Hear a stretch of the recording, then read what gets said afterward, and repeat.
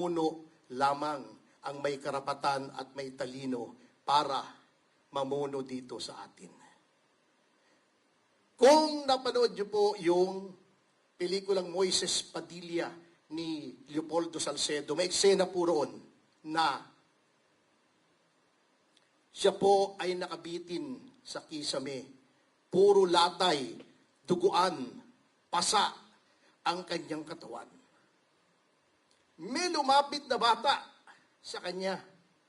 Pinainom siya ng tubig. Sabi niya, "Anak,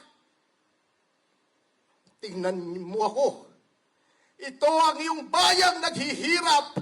Si Pangulong Duterte po ay hindi natin pinapanalangin dahil siya si Pangulong Duterte lamang, kundi sapagkat siya ang kumakatawan sa lahat ng pang-aapi sa ating bayan.